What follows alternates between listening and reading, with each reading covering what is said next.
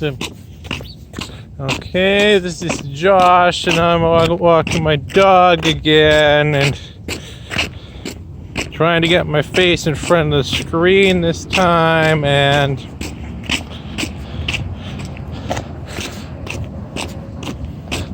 so kind of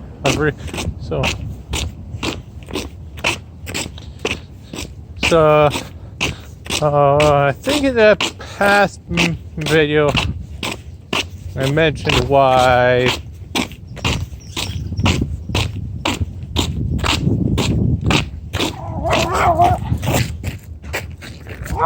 not now, Willie. Not now, Willie.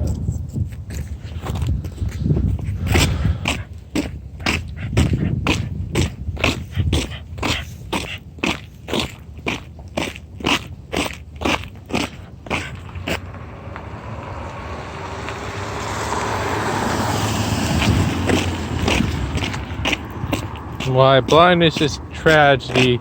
I tried to watch Life After Sight Loss. That's the title of the guy's YouTube channel, is Life After Sight Loss.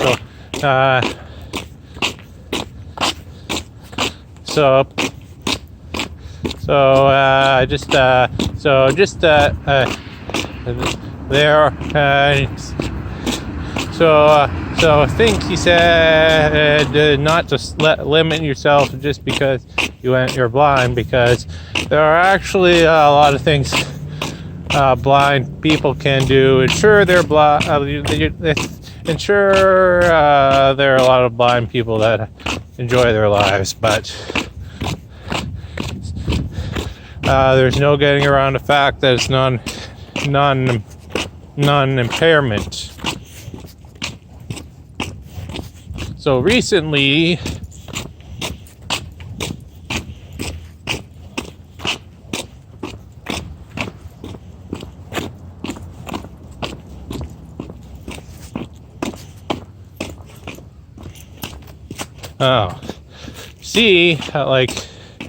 so right now we're in rapid, the conditions outside are changing quite very fast. Right now, I primarily need my eyes for eyesight to see the ice that I'm walking, to see where there's ice and where there's water and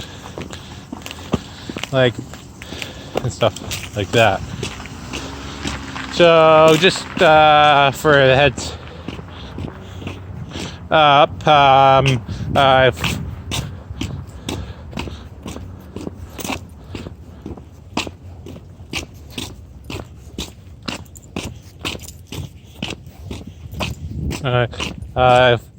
watched another YouTube video on some misconceptions related around blindness, and turns out, Willie's having a poo, so I'm going to put the phone in my pocket so I can pick up the poo.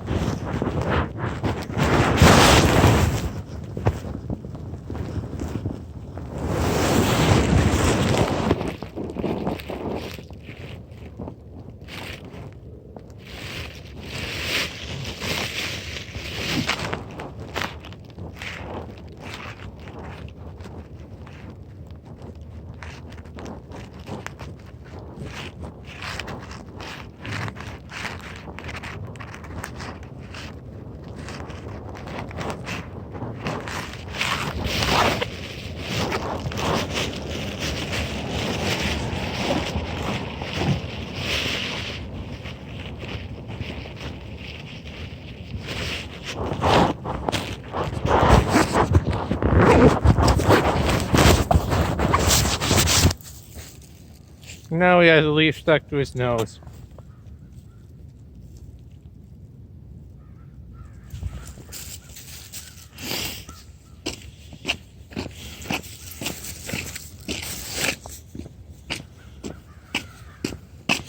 So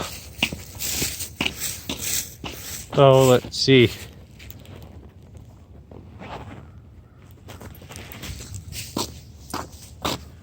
So now we're gonna take the poo and put in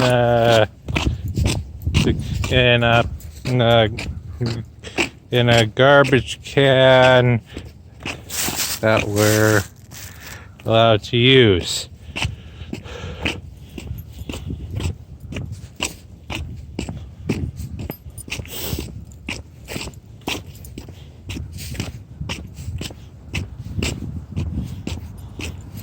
So sorry for losing my train of thought, but there are a lot of things you can do if you're blind or seriously visually impaired, and this is why we need to donate to reliable charities that can cure glaucoma and other currently uncurable forms of blindness.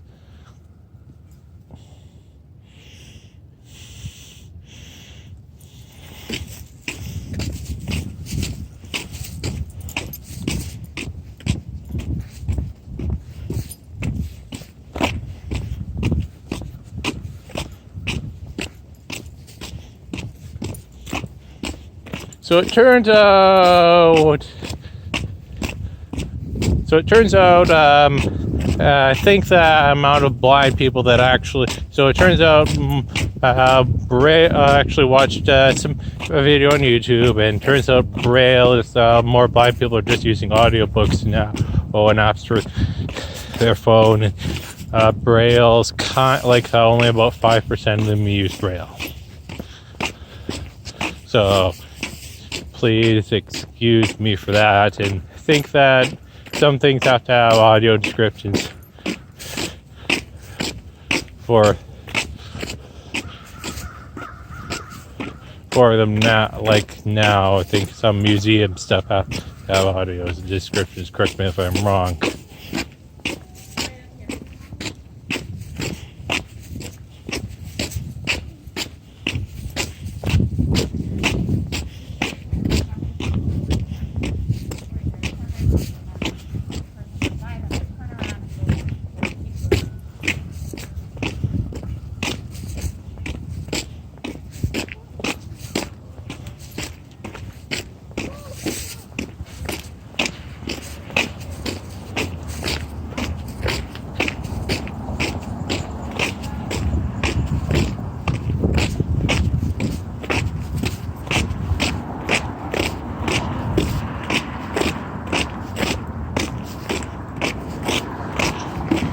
Now, there are some super powered digital glasses for people with low vision.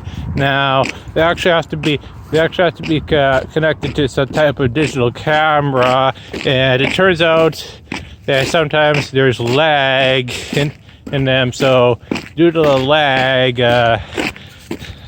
like people who need those glasses probably aren't allowed to drive because there's lag, and they could get rapidly changing conditions.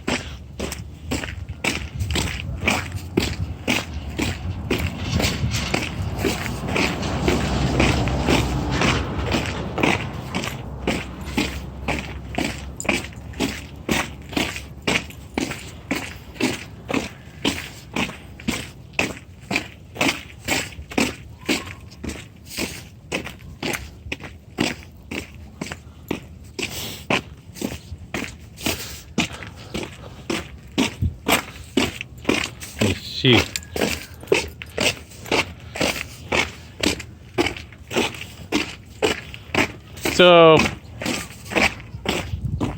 another thing about why blindness is a tragedy is that think that there's actually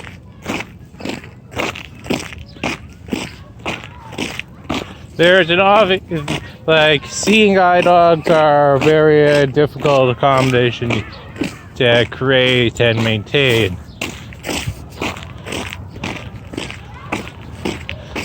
because it costs a lot of money to train them, and think that their working life is only about, and they're very big big dogs, and to find a big, and like there are only a few breeds of big dogs that can reasonably live long enough to give a meaningful length of service.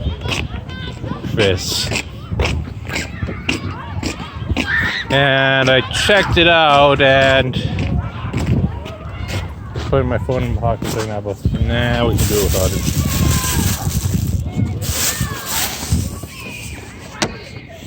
So I checked it out, and I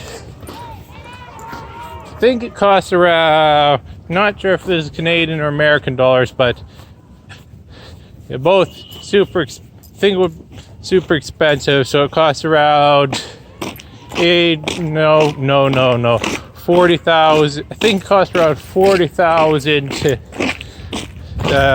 whatever, or it would be, I think it would be 25,000 Canadian if it's 25,000 American, or it's 40,000 Canadian. So if it's 40,000 Canadian, it would cost I think around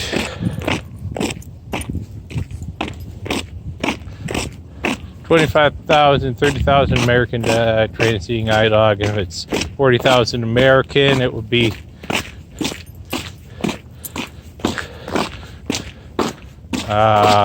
let's see, probably 50,000 Canadian to train a seeing eye dog, which is a lot of money.